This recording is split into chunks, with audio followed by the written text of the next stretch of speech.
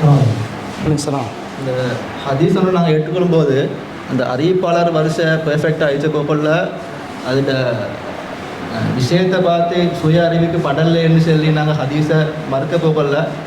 ஒவ்வொருத்தருக்கும் ஒவ்வொரு விதத்தில் படாமிச்சேன்னா எல்லாருமே அதை மறக்கலுமே. இப்போ உங்களுக்கு சரியான படி ஹதீஸ் உண்டு, எனக்கு அது விளையாண்டு பட்டா எனக்கு மறக்கலுமா அப்படி கேட்குறீங்க. அடுத்தது இன்னொரு அப்போ சரி, அடுத்து அந்த ஹதீஸ் ஒன்று நாங்கள் ஏற்றுக்கொள்ள போகல எதை வச்சு நாங்கள் ஹதீஸை ஏற்றுக்கொள்ளணும் மீடியம் எனத்தையும்.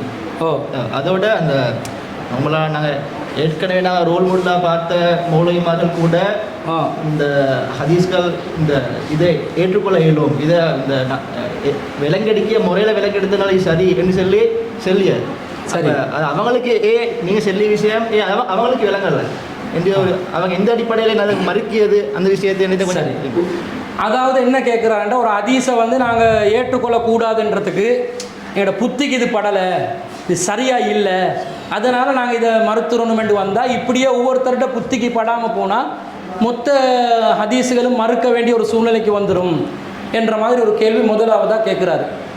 முதல்ல நாங்கள் ஒரு விஷயம் விளங்கணும், யாருடையும் புத்திக்கு படாததுனால ஹதீஸுகள் மறுக்கப்படுவதில்லை. இதை வந்து அறிஞர் பிஜேக்கு தான் குறிப்பிட்டு சொல்லுவாங்க. பிஜேட புத்திக்கு படாட்டி மறுத்துட்டுருவார். பிஜே வந்து யார், அவர் ரசூலா, அவர் இந்த முடிவு எடுக்கிறதுக்கு என்று கேட்பாங்க. அறிஞர் பிஜே அவர்களும் நாங்களும் முன்வைக்கக்கூடிய முக்கியமான வாதம் என்ன தெரியுமா? குர்ஆன் வஹி, ரசூலா சொன்ன ஹதீஸும் வஹி, ரெண்டும் வஹி தானே. அல் குர்ஆன் அல்லாஹ் அருளியது, இத்தபியூ மா உன்ஸில இலைக்கும் மிர் ரப்பிக்கும், அல்லாஹ் அருளியதை பின்பற்றுங்கள். ரசூலா வமா யன்திகு அனில் ஹவா இன் ஹுவ இல்லா வஹ்யு யூஹா, மனோ இச்சைப்படி பேச மாட்டார், வஹி மூலம் அறிவிக்கப்படுவதை தான் பேசுவார். இதுவும் வஹி. இந்த வஹியுடைய தன்மை என்ன? வலவு கான மின் இந்தி கைரில்லா லவஜது ஃபீ இஹ்திலாஃபன் கசீரா, அல்லாஹ் அல்லாதவர்களிடமிருந்து இது வந்திருந்தால் அதிலே பல முரண்பாடுகளை அவர்கள் கண்டிருப்பார்கள் என்பது வஹியில் உள்ள ஒரு தன்மை. வஹியாக இருந்தால் முரண்படாது. லா யதி உல் பாத்திலு மின் பைனி யதைஹி வலா மின் ஹல்ஃபிஹி, இதில் முன்னும் பின்னும் எந்த ஒரு பாத்திலும் இடம் பெறாது, தப்பும் இடம் பெறாது. அதுதான் வஹி. வஹி என்ன? தப்பாக இருக்கக்கூடாது, கோணலாக இருக்கக்கூடாது, தவறானதாக இருக்கக்கூடாது. நிறைய கண்டிஷன் அல்லாஹ் வஹிக்கு வைக்கிறான். இந்த மாதிரி ஒன்று முரண்பட்ட நிலைக்கு வந்தால் யார் இதை தீர்மானிக்கிறது? யார்கிட்ட புத்திக்கு படலைன்னு தீர்மானிக்கிறது? யார் இது வந்து முரண்பாடுன்னு தீர்மானிக்கிறது என்றது ஒரு கேள்வி. யாருன்னு தீர்மானிக்கலாம். இப்போ நீங்கள் ஒரு குர்ஆன் வசனத்தை பார்க்குறீங்க, ஒரு ஹதீஸை பார்க்குறீங்க, அந்த குர்ஆன் வசனத்துக்கு இந்த ஹதீஸில் வர வாசகம் மெச்சாகுதே இல்லை, ரொம்ப தவறாக இருக்குது.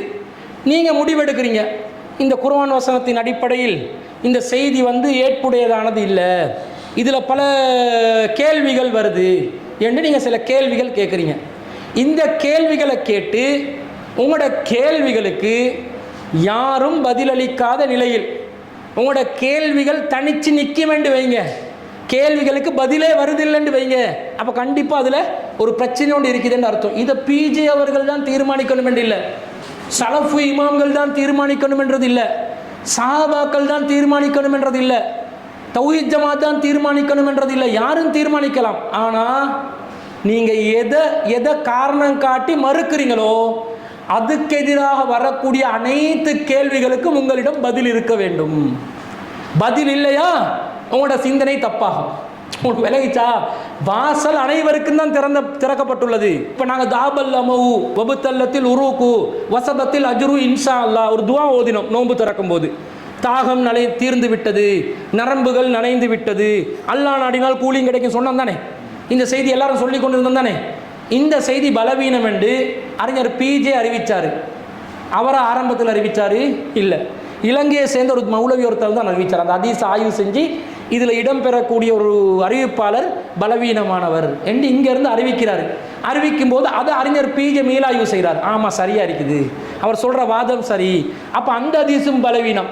அல்லாஹும்ம லக்கசும் து வபிக ஆமன்து வாலைக தவக்கல் து வாலா ரிஸ்கிக அஃப்தர் து ஃபதகப்பல் மின்னியும் பலவீனம். அப்படி ஹதீஸே இல்லை, அது வேறு விஷயம். அப்படி துண்டு தான் வரும். அல்லாஹும்ம லக்கசும் து ஒரு இடத்துல வரும், வாலா ரிஸ்கிக அஃப்தர் து இன்னொரு இடத்துல வரும், ஃபதகப்பல் மின்னி இன்னொரு இடத்துல வரும். துண்டெல்லாம் சேர்த்து ஹதீஸாக்கி விட்டாங்க. அப்படி ஹதீஸே இல்லை. ஹதீஸ் என்ற பெயரில் அறிவிக்கப்பட்ட இந்த செய்தியும் பலவீனம். அப்போ இந்த ஆய்வை பிஜே என்பவர் தான் தொடரணும் என்றது இல்லை, தொடங்கணும் என்றதும் இல்லை. யாரும் தொடரலாம், யாரும் தொடங்கலாம். யாரும் ஆய்வு செய்யலாம். ஆனால் ஒரு கண்டிஷன், நீங்கள் எந்த கருத்தை வைக்கிறீங்களோ அதுக்கு எதிராக கேட்கப்படுகின்ற கேள்விகளுக்கு பதிலளிக்க வேண்டும். இதுதான் இங்கே விஷயம். பதில் இல்லையா, அப்போ உங்களோட வாதம் சரி என்று அர்த்தம். பதில் வருதா, உங்களோட வாதம் தப்புன்னு அர்த்தம். இப்படி இதை ஆய்வு செய்யணும் என்ற அடிப்படையில் தான் இந்த விஷயம் போகுது. நீங்கள் புத்திக்கு படாத நிலையில் நாங்கள் மறுத்த மாதிரி நம்மளை குற்றச்சாட்டு வைக்கிறாங்க. நாங்கள் இதுவரை காட்டிலும் சில பல ஹதீஸுகளை மறுத்து வர்றோம். அதுக்கு பலவிதமான கேள்விகளை நாங்கள் எழுப்புகிறோம். நாங்கள் எழுப்புகிற கேள்விகளுக்கு நம்மளை எதிர்க்கக்கூடிய சலஃபி சிந்தனை கொண்ட சகோதரர்கள் பதில் தர்றாங்களா, பதிலுக்கு வர்றாங்களா?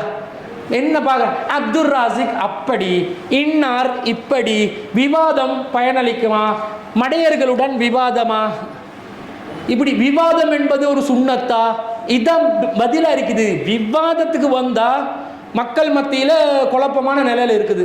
மக்களுக்கு எது அடிப்படைன்னு தெரியல, ஆய்வு செஞ்சு முடிவு செய்ய வேண்டியிருக்குது. ஆய்வு செய்யக்கூடியவர்கள் உட்கார்ந்து ஒரு விவாதத்தை பண்ணுவோமாண்டா, அறிஞர் பிஜியோட பண்ணுங்கண்டா அவர் பழைய கேஸான், செல்லா காசான். அப்போ எங்களோட வாங்கண்டா உங்களுக்கு அரபு தெரியாதா, உனக்கு எதுக்கு அது, எனக்கு அரபு தெரியுமா தெரியாதான்றது உனக்கு பிரச்சனையா? வாதம் கேள்விகள் நான் கேட்டால் பதில் வரணும். நான் கேட்குற கேள்விக்கு சரியாக பதில் சொன்னால் நான் அந்த சபையிலேயே அரபு தெரியாத இவருக்கு என்ற கேள்வியின் தப்பானது, இதோ பதிலும் தந்து விட்டேன் என்று எங்களை அப்படியே மானபங்கப்படுத்திட்டு போயிட வேண்டியதுதானே. வரமாட்டாங்க. பாருங்க, ஒரு நாளைக்கு உட்கார்ந்து பாருங்க, எப்படியெல்லாம் நம்மளோட வாதங்களை நாங்கள் நிலைநிறுத்துறோம் என்றது, நிரூபித்து காட்டுறோம் என்றதை பாருங்க. வரமாட்டேன்றாங்க. ஆனால் இவங்க பொய்யான அவதூற சொல்கிறாங்க. நாங்கள் அறிவுக்குப்பட்டதை, எங்களுக்கு விருப்பம் இல்லாததெல்லாம் நாங்கள் மறுத்து போடுறோம் என்று. இப்போ இன்றைய தினம் இந்த நிகழ்ச்சி நடைபெற்று கொண்டிருக்கக்கூடிய நேரத்திலையும் சகோதரர் இஸ்மாயில் சலஃபி அவர்களுக்கு ஒரு பதில் போட்டிக்கிறோம். கிட்டத்தட்ட 2.5 மணி நேரத்தில் மறுப்பு உண்டு. பாருங்க, அதில் நாங்கள் வைக்கிற வாதங்களை பாருங்க, எங்களோட ஆதாரங்களை பாருங்க, எங்களோட கேள்விகளை பாருங்க, அதில் உள்ள நியாயங்களை பாருங்க. ஆனால் புத்திக்கு பட்டாலே ஹதீஸ மறுக்கணும் என்று இமாம்கள் சொல்லியிருக்கிறாங்க. அதுதான் விஷயம். என்ன சொல்லியிருக்கிறாங்கன்னு சொன்னால், இமாம் சுயூத்தி ரஹ்மத்துல்லாஹி அலைஹி அவர்கள் சொல்கிறார்கள், அன்னமின் ஜும்லத்தி தலாயிலில் வலஇ, ஒரு ஹதீஸ் இட்டுக்கட்டப்பட்ட ஹதீஸ் என்று சொல்லி ஒப்புக்கொள்வதாக இருந்தால் அதுக்கு என்ன வழிமுறை தெரியுமா? ஐ யகூனு முஹாலிஃபன் லில் அக்லி, அது புத்திக்கு முரணாக இருக்கும். யார் சொல்றா? இமாம் சுயூத்தி ரஹ்மத்துல்லாஹ். பிஜி அவர்கள் சொல்லலை. யார் சொல்றா? இமாம் சுயூத்தி ரஹ்மத்துல்லாஹ் சொல்றாரு, ஒரு ஹதீஸ் இட்டுக்கட்டப்பட்ட ஹதீஸ் என்று முடிவு செய்வதற்குரிய பல அடிப்படைகள் உண்டு. அதில் ஒரு முக்கியமான அடிப்படை என்னடா, புத்திக்கு முரணாக இருப்பது. பி ஹைசுலா யக்பிலு தஅவீலு வயல்தஹகு பிஹி, எந்த வகையில் விளக்கம் சொல்ல பார்த்தாலும், எந்த வகையிலுமே ஒரு இணைப்புக்கு கொண்டு வர பார்த்தாலும் நிற்கிதில்லை. மா எதுபாவுல் ஹிஸ்ஸு, அது நடைமுறைக்கு சாத்தியம் இல்லாததாக இருக்கிறது. வல் முஷாஹதத்து, அதே போன்று இயல்புக்கு மாற்றமாக இருக்கிறது. அவ் யகூனு முனாஃபியன் லி தலாலத்தில் கிதாபில் கத்தியத்தி, அல்லது உறுதியான குர்ஆன் சொல்லக்கூடிய ஒரு கருத்துக்கு அது மாற்றமாக இருக்கிறது. ஒரு ஹதீஸ் இட்டுக்கட்டப்பட்ட ஹதீஸ் என்று முடிவு செய்யறதா இருந்தா அறிவிப்பாளரை மட்டும் பார்த்து முடிவு செய்யாதீங்க. யாரு சொல்றா? இமாம் சுயூத்தி ரஹ்மத்துல்லாஹ். எப்படியெல்லாம் பார்க்கணுமா? புத்திக்கு முரண்படுகிறதா, விளக்கமே கொடுக்க முடியாதா, நடைமுறைக்கு சாத்தியம் இல்லையா, இயல்பு நிலைக்கு சாத்தியம் இல்லையா, 4 சொல்லிட்டு 5வதா சொல்றார் குர்ஆனுக்கு முரண்படுகிறதா. நாங்க ஒன்னதான் சொல்றோம், குர்ஆனுக்கு முரண்பட்டா தூக்கி போடுன்றோம். ஏன்னா குர்ஆன் எல்லா நடைமுறையும் சொல்லும், குர்ஆன் எல்லா இயல்பையும் சொல்லும், குர்ஆன் எல்லா அஹ்லாக்கையும் சொல்லும், குர்ஆன் எல்லா நிலையும் சொல்லும். நாங்க குர்ஆனுக்கு முரண்பட்டா மறுத்து போட சொல்றோம். 1 படி 2 படி 3 படி 4 படி மேலே போய் 5வது படியில் இருந்து அவர் சொல்றாரு, இயல்புக்கு மாற்றமா இருந்தா, நடைமுறைக்கு மாற்றமா இருந்தா, புத்திக்கு படாம இருந்தா, விளக்கமே சொல்ல முடியாம இருந்தா, மேலும் குர்ஆனுக்கு மாற்றமா இருந்தா அது இட்டுக்கட்டப்பட்ட ஹதீஸ் என்றாரு. நாங்க கொண்டாந்த உசூலா? இமாம் சுயூத்தி ரஹ்மத்துல்லாஹ் புத்திக்கு படாததை எல்லாம் மறுக்க சொல்லிவிட்டார். இமாம் சுயூத்தி ரஹ்மத்துல்லாஹ் அவர்கள் ஹதீஸ் மறுப்பாளர். சலஃபுகள் எல்லாம் வத்துவா கொடுங்க, அப்ப நீங்க நேர்மையாளர்கள்னு நாங்க நம்புவோம். நீங்க நேர்மையாளர்களா? நேர்மையாளர்களா இருந்தா ஒரே கண்ணில் தானே எல்லாரையும் பார்க்கணும். அதன் அறிஞர் பிஜே ஓர கண்ணால பார்க்குறீங்க. உங்களுக்கு எல்லாம் தௌஹீதை சொல்லி கொடுத்தவர் அவர் தானே. அல்லாஹ் தஆலா தௌஹீதுடைய விளக்கத்தை அல்லாஹ் நாடியவர்களுக்கு கொடுப்பான். இந்த நூற்றாண்டு 40 ஆண்டு காலமாக எல்லோரும் கத்தம், பாத்தியா, மௌலூது, கந்தூரி, தட்டு, தாயத்து, தகடு, மூட நம்பிக்கைகளில் மூழ்கி கொண்டிருந்த காலத்திலே தௌஹீதின் அசல் வடிவத்தை தமிழ் உலகத்திலே உறுதியாக, தெளிவாக, நடைமுறையில் அனைவரும் விளங்கக்கூடிய ஒரு எளிமையான தமிழ் மொழியிலே அழகான முறையில் எடுத்துரைத்த ஏகத்துவத்தை நிலைநிறுத்திய அந்த அறிஞர் பிஜே அவர்களை மட்டும் ஏன் நீங்க ஓரக்கண்ணால பார்க்குறீங்க? இப்படி சொன்னோன்னு பார்த்தீங்களா, தக்லீத் பண்ணுறாங்க அப்படின்டுவாங்க. டேய் தக்லீத் இல்லைப்பா, நல்லதை சொல்லணும் யாரு சொன்னாலும். அவட அறிவுக்கு உனக்கு பதில் சொல்ல முடியலை, அவட வாதங்களுக்கு பதில் சொல்ல முடியலை. இவங்க நினச்சிட்டாங்க அவரா கண்டுபிடிச்ச ஒரு கதையை விட்டுட்டார் போல. மிர்சா குலாம் அகமது காதியானியை சேர்ந்தவர், அவரா இட்டுக்கட்டி தானும் ஒரு நபிதான் என்று சொன்ன மாதிரி இவரும் போயிடுவாருன்னு பார்த்து கொண்டு இருந்தாங்க. இந்த மனுஷனை பார்த்தா ஹதீஸ் கலையை கரைச்சி குடிச்சு சாறு பிழிஞ்சி சக்க புழிஞ்சி எடுத்து இந்த கலை பார்த்துக்கோ ஹதீஸ என்று சொல்லி கொடுத்தோன்னே தலை சுத்துறாங்க. புத்திக்கு போடாவிட்டால் மறுப்பதென்று பிஜே மேல அவதூற போட்டாங்க. இமாம் சுயூத்து மேல சொல்லு, கிதாபில் உள்ள தத்ரீபுர் ராவியில் இருக்குதா இல்லையா? இதுக்கு என்ன பதில்? இதுதான் பேச கூப்பிடுறோம். இப்போ உதாரணத்துக்கு ஒரு செய்தி வருதுங்க, முஹம்மது நபி ஸல்லல்லாஹு அலைஹி வஸல்லம் அவர்கள் ஒரு கெட்ட மனிதராக இருந்தார் என்ற ஒரு செய்தி வந்தால் ஏற்றுக்கொள்வீங்களா? அறிவிப்பாளரெல்லாம் தேடுவீங்களா? தேட மாட்டீங்க. இதே முஹம்மது ஸல்லல்லாஹு அலைஹி வஸல்லம் உம்மு ஹராம் பின் மில்ஹான் ரலியல்லாஹு அன்ஹா வீட்டுக்கு போனாங்க, அவங்களோட மடியில் படுத்தாங்க, அவங்க பேன் பார்த்தாங்க, அவங்க மேலே சாஞ்சாங்க, கிட்ட நெருக்கமாக படுத்தாங்கன்னு வருது. ஏற்றுக்கொள்ள சொல்கிறான். கெட்ட மனிதர் என்று சொல்கிறது ஏற்றுக்கொள்ள மாட்டானா? இதே ஒரு அந்நிய பெண், அவங்க மகுரமான உறவுன்றதுக்கு ஆதாரம் இல்லை, இரத்த உறவுக்கும் இல்லை, பால் குடி உறவுக்கும் இல்லை, வரலாறுலையும் இல்லை, குர்ஆன்லையும் இல்லை, ஹதீஸ்லையும் இல்லை. அப்போ வீட்டுக்கு போனாங்க, ஒரு பெண்ணுடைய வீட்டுக்கு போயிட்டு அவங்களோட மடியில் படுத்தாங்கண்டா, அந்நிய பெண்ணை மடியில் எப்படி படுக்கலாம்? பெண் பார்க்கலாமா? மடியில் என்று வந்ததா இவங்க உடனே மடியில் என்று வந்ததா, அவளிடத்தில் படுத்தார்கள் என்று வருது. எங்கே படுக்கிறது? தலையில் தலையை வச்சு படுக்கலாம், மேலில் தலையை வச்சு படுக்கலாம், வயிற்றில் தலையை வச்சு படுக்கலாம், மடியில் தலையை வச்சு படுக்கலாம், முட்டுக்காலில் தலையை வச்சு படுக்கலாம், காலில் தலையை வச்சு படுக்கலாம். எங்கேயாவது ஒரு உடம்புல ஒரு இடத்துல தலையை வச்சு படுக்கலுமா? இது மரியாதையாக சொல்கிறதுக்காக வேண்டி தொடை எண்டோம், மடி எண்டோம். திம்யாத்தி அவர்கள் மடி என்று சொல்கிறாரு.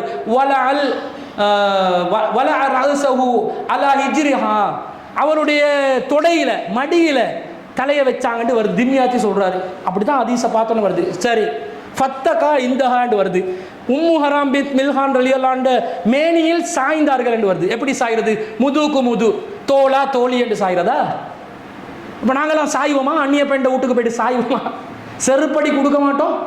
ஒரு இமாம் மௌலவி வர்றாரு, ரசூல் உம்மு ஹராம் பின் மில்ஹான் ரலியல்லாஹு அன்ஹா வீட்டுக்கு போயிருக்கிறாங்க, அவங்க வந்து மஹரம் என்றதுக்கெல்லாம் ஆதாரம் இல்லை, நான் ஒரு அந்நிய பெண் வீட்டுக்கு போயிட்டு கிட்ட படுக்க போகிறேன், ஒத்துக்கோங்க. உஸ்வத்துல் ஹசனா செய்வோமா? நடைமுறைப்படுத்துவோமா? இல்லை. உடனே அது ரசூலாக்கு மட்டுமுள்ள சட்டம். விளங்குதா? பூனைக்குட்டி வெளியே பாயுதா? ரசூலாக்கு மட்டும் என்று சொல்வதனால் என்ன சொல்ல வருகிறீர்கள்? இது அடுத்தவன் செய்ய போனா வரம்பு மீறிடுவான். அப்போ இது தவறுண்டு விளங்குதா இல்லையா? அப்போ ரசூலாவை கெட்ட மனிதர் என்று நேரடியாக சொன்னால் ஏற்றுக்கொள்ள மாட்டாங்களாம். மஹரம் இல்லாத ஒரு பெண்ணுடைய வீட்டுக்கு தனியாக போயிட்டு வந்தாங்கண்டா பரவாயில்லையா? இப்போ இதை நாங்கள் மறுக்க சொல்கிறீங்களா, ஏற்றுக்கொள்ள சொல்கிறீங்களா? கேள்விகள் நாங்கள் வைக்கிற வாதம் சரியா பிழையா? யார் வச்சாலும் பரவாயில்லைங்க. ஒரு காஃபிரை காஃபிர் கேள்வி கேட்டு ரசூலா மார்க்கத்தை சரியாக்கி திருத்தி கொள்ளலையா? ஒரு பாதிரியார் வந்து நீங்கள் சிறுக்கு செய்கிற சமூகம் என்று சொன்னோன்னே ரசூலா நீ சொல்லி நான் கேட்பதாண்டி கேட்டாங்களா? என்ன வாதம் வச்சாங்கன்னு பார்த்தாங்களா?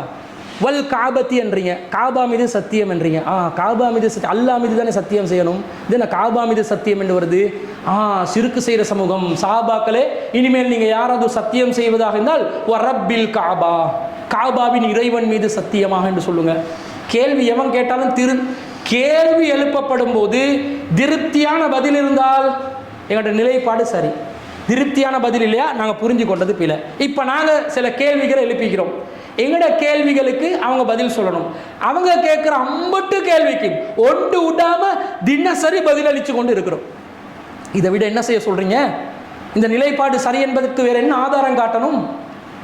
சஹ்லா பின் சுஹைல் ரலியல்லாஹு அன்ஹா வந்து ரசூலா கிட்ட அபு உதைஃபாட மனைவி சாலிம் என்ற இளைஞரை பற்றி போய்ட்டு சொல்கிறாங்க. சாலிம் வந்து நாங்கள் வளர்த்த புள்ள தான், வீட்டில் வளர்ந்தவர் தான், ஆனால் வளர்ப்பு மகன் சொந்த மகன் இல்லைண்டு ஆயிடுச்சு. இப்போ அவர் வீட்டுக்கு வந்துட்டு போகிறாரு, நான் வேற முக்காடு இல்லாமல் இருக்கிறேன். அவர் வரும்போது எனக்கே ஒரு மாதிரி, இப்போ வளர்ப்பு மகன் தாய் மகன் இல்லைண்டு ஆயிடுச்சு, இப்போ எனக்கே ஒரு மாதிரியாக இருக்குது, அபு உதைஃபாக்கும் ஒரு மாதிரியாக இருக்குது. என்ன செய்ய அல்லாஹ்வின் தூதரே? எங்களோட வீட்டில் வளர்ந்தவர் தான், வளர்ப்பு மகன் தாய் மகன் இல்லைண்டு ஆயிடுச்சே, அப்போ அந்நிய ஆனண்டு ஆகிருச்சே. இப்போ அவர் வீட்டுக்கு வரும்போது நான் முக்காடு இல்லாமல் இருக்கிறேன், எனக்கு கொஞ்சம் மனசுக்கு உறுத்தலாக இருக்குது, என்ன பண்ணேன்னு கேட்குறாங்க. ரசூலா என்ன சொன்னாங்களாம்? அல்லிஹி, நீ பால் கொடு. வந்து போகிறதே பிரச்சனை, இதில் பாலை வேற கொடுக்க சொன்னால் அபு உதைஃபா என்ன செய்வார்? சஹலா பின் சுஹைல டிவோர்ஸ் பண்ணியிருப்பாரா இல்லையா? அப்போ அவங்க கேட்குறாங்க, கைஃப உர்லிஹு வஹுவ ரஜுலுன் கபீர், நான் எப்படி பால் கொடுக்கறது, அந்த ஆள் பெரிய ஆள் ஆச்சே. இவங்க சொல்றாங்க கறந்து கொடுக்க சொன்னாங்களா, பாலை கறந்து பொட்டலில் கொடுங்க, ஃபீடிங் பொட்டலில் கொடுங்க. ஃபீடிங் பொட்டலில் கொடுக்கறதுக்கு இந்த கேள்வி கேட்கணுமா? அது எப்படி அவர் பெரிய ஆளே, நான் என்னத்துக்கு கறந்து கொடுக்கணும் இது கேட்பாங்களா? அப்போ எப்படி கறந்து கொடுக்குற வாதமே பிழை. அப்போ எப்படி கொடுப்பேன்? அவர் இன்னஹுல் தூ லிஹ்யா, அவர் தாடி முளைத்த இளைஞர், அவர் பெரியவர்கள் அறிய வேண்டியதை எல்லாம் அறிந்து கொள்கிறார். நான் எப்படி அவருக்கு பால் கொடுப்பேன்? ரசூலா ஃபதபஸ்ஸம ரசூலுல்லாஹி ஸல்லல்லாஹு அலைஹி வஸல்லம் கத் அலிம்துஹு அன்னஹு ரஜுலுன் கபீர், எனக்கு அவர் பெரிய மனுஷன் என்று தெரியும், நீ பால் கொடு. இப்படி சொல்லியிருப்பாங்களா? சுப்ஹானல்லாஹ். அல்லாஹ்வின் தூதர் இந்த மாதிரி ஒரு மானக்கேடான விஷயத்தை ஏவுவாங்களா? விபச்சாரம் செய்ய வந்த ஒரு இளைஞர் கேட்கிறார், அல்லாஹ்வின் தூதரே எனக்கு விபச்சாரம் செய்ய அனுமதி வேணும். சபையில் உள்ள எல்லாம் குழம்புறாங்க. குழம்பி சஹாபாக்கள்லாம் அவரை தாக்குறதுக்கு முற்படுறாங்க. ரசூலை நிற்க சொல்கிறாங்க, நிதானம்.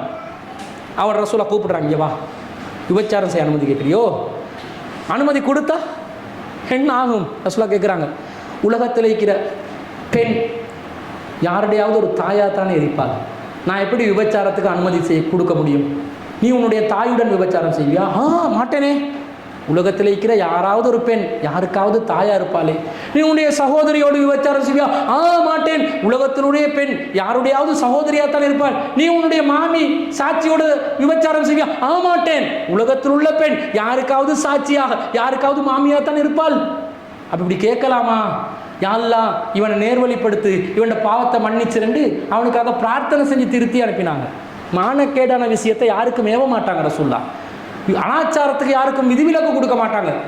இந்த ஹதீஸை ஆயிஷா ரலியல்லாஹு அன்ஹா அவங்க அறிவித்ததாக வருது. சாலிமுக்கு ரசூல்லா பால் கொடுக்க சொன்னாங்க, சஹலா பின் சுஹைலுக்கு. இந்த ஹதீஸை வைத்து யாராவது ஆயிஷா ரலியல்லாஹு அன்ஹாவை சந்திக்க விரும்பினா, ஆயிஷா ரலியல்லாஹு அன்ஹா சந்திக்கலாவே திரை போடணுமே, உம்மாத்துல் மூமினின் சுட்டி கேட்டுக்குள்ளே தான் அவங்க இருக்கணும். ஆயிஷா நாயகி சொல்லுவாங்களாம், ஏண்ட சகோதரி அஸ்மா கிட்ட போங்க, அஸ்மாவோட பொம்பளை பிள்ளைகள் இருக்கிறாங்க, அவங்க கிட்ட போய்ட்டு கொஞ்சம் பால் குடிச்சிட்டு வாங்களே. அல்லாஹ் வருவீங்கடா. ஒரு கிறிஸ்தவன் கேட்குறான், என்னடா மார்க்கும், யாராவது க்ளோஸ் ரிலேஷன் ஆக்கணும்னா பாலை குடிக்க சொல்கிறீங்க, சூப்பர் மார்க்கம் என்றான். பதில சொல்லுங்க, அது ரசூலாக்கு விதிவிலக்கு, சாலிமுக்கு விதிவிலக்கு, ஆயிஷாக்கு விதிவிலக்கு. இது விதிவிலக்கு இல்லைன்னு தானே ஆகுது. ஆயிஷா நாயகி சொல்கிறாங்க, இளைய சந்திக்க வரேன்னு அங்கே போய்ட்டு பால் குடிச்சிங்க வா. நான் கேட்குறேன், கண்டவனுக்கு நின்றவனுக்கு கண்ட நேரம் பால் வருமா? முதல்ல தன்னுடைய பெத்த தாயிடமே 15-16 வயசு தேவையில்ல, 12 வயசு ஒரு மகன் போயிட்டு பால் குடிப்பானா? அவன் வந்தா உம்மா உக்கு பால் வேணுப்பா அடிச்சு விடுவாப்பா, இந்த வயசுல பால் கேட்குதடா. பெத்த பிள்ளைக்கே 10 வயசுல பால் கொடுக்க மாட்டாங்க, தாடி மீசை முளைச்சவத்தனுக்கு பால் கொடுக்கணுமா? கறந்தாவது கொடுப்பாங்களான்னு கேட்குறேன். கறக்கிறதுக்கு இது என்ன ஹைலாண்ட் ஃபேக்ட்ரியா? நினைச்ச டைம்லலாம் கறந்து கொடுக்கறதுக்கு ஒன்றும் அது குழந்தை இருக்கணுமே. குழந்தை இருந்தாலும் எல்லாத்துக்கும் பால். இந்த காலத்தில் பொம்பளை பிள்ளைகிட்ட மேலே சீவன் இல்லை, பால் சுரக்குது இல்லை நிறைய பேருக்கு. சாப்பாடு ஏன்னா இந்த ஸ்லிம்மாக இருக்கணும் என்று டயட் பண்ணி சத்து பத்து உள்ள சாப்பாடு எதுவுமே சாப்பிடாம மெலிஞ்சி ஒல்லியாகி பால் சுரக்குதும் இல்லை. போங்க, சுரக்கிற பாலை கொடுக்குறாலும் இல்லை, சொந்த பிள்ளைக்கே கொடுக்குதுவல் இல்லை, பசந்து போகும், அழகு போகும் என்று இல்லை. என்ன கேள்வி மார்க்கத்தில் இதை கேட்குறோம், பதில் சொல்லுங்க. சொல்லிட்டு எங்களை வாயடைக்க வச்சுட்டு எங்களோட ஆதாரங்கள் பிழை என்று நிரூபிச்சுட்டு பிஜேட புத்திக்கு பற்றதை மறுக்க சொல்றார். அப்துல் ராசிக் அதுக்கு வக்காலத்து வாங்குறார் என்று சொல்லுங்க. அப்போ தலை குனிவோட ஏற்றுக்கொள்ள வேண்டி வரும். இல்லையா, நாம் சொல்வதுதான் சத்தியம், அது நிலைக்கும், வெற்றி பெறும் சார்.